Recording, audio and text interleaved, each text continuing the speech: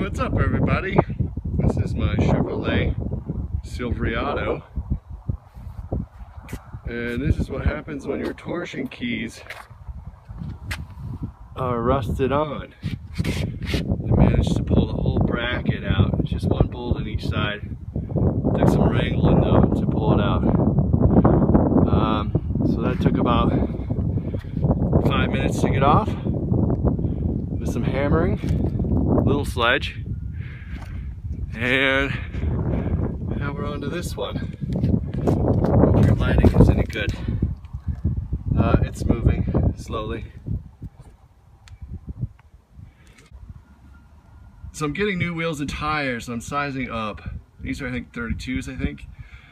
I'm sizing up to 17. Well, the wheel diameter staying the same, 17 inch. 285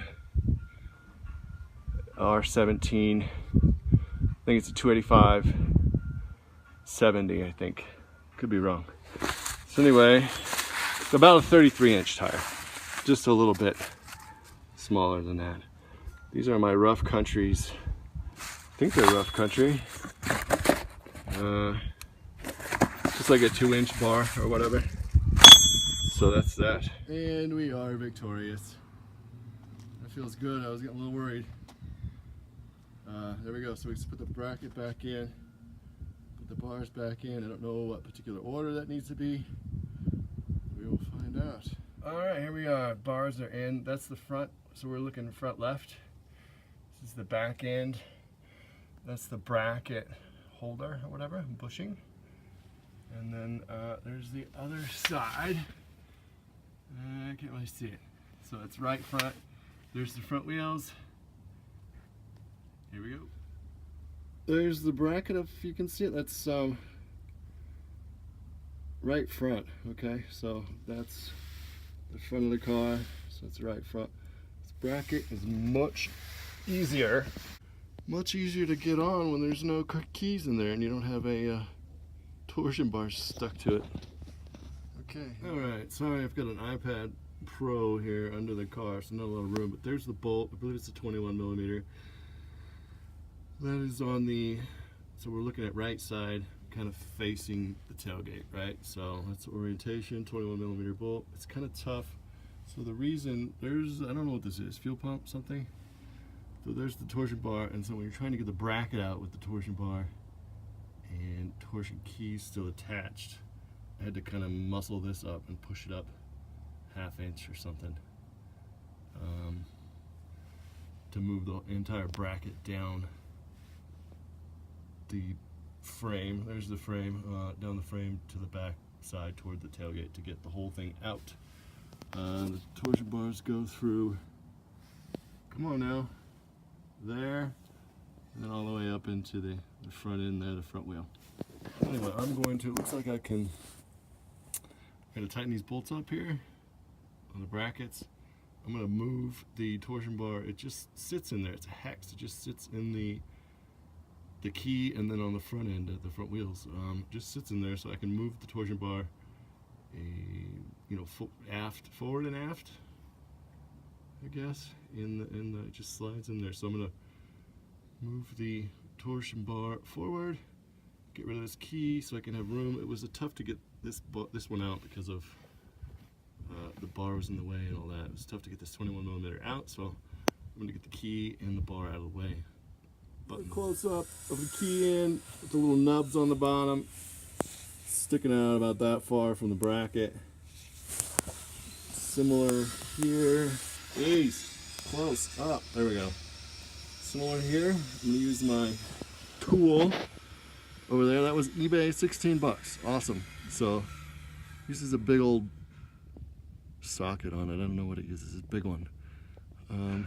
That works really well. It's worth it. Totally worth it. Don't use a C-clamp. Look at the compression tool with the little holder in. So that guy goes in. And it just sits there. It's just held down by the tension of the key. And then this, I'll show you the C-clamp gizmo. It's got a little nub on the back, so it grabs onto the bracket. So it's really slick. So here's the compression tool. This little nub goes up grabs the bracket, the hole in the bracket, holds on good, and then this is just the like retainer, and then that bolt goes in there, and that's how you tension your keys and jack it up more. This is a big old gizmo. I'm using this Milwaukee. It's really, oh, lost the socket. I'm using this Milwaukee guy. Super awesome.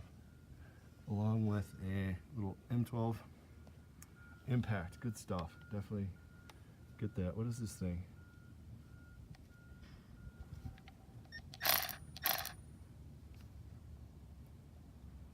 One and 1/16, I think.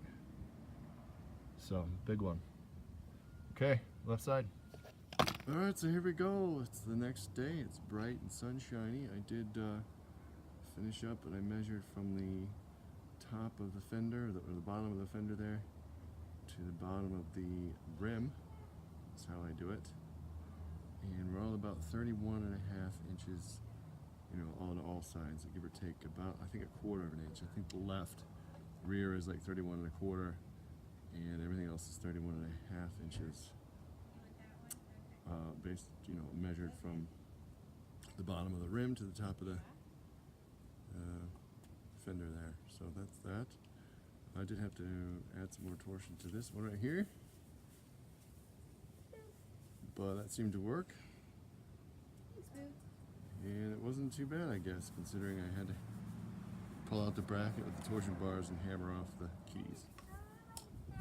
Let's look at one. Alright, so here's a look at the torsion bars with the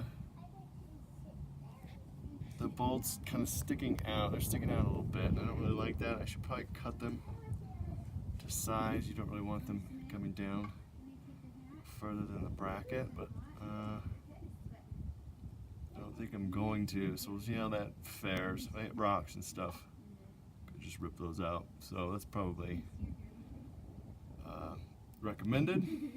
So also, if you look, the bracket is a little bit torqued, right? So it's not level with the truck. So it's kind of like stretching the bushings out. So I don't know if I drive it a bit, and I have driven it. It seemed fine, but so I don't know if that's gonna break or what. So we'll find out on that, huh? But anyway, it's there we go. It's pretty fun. Thanks for watching.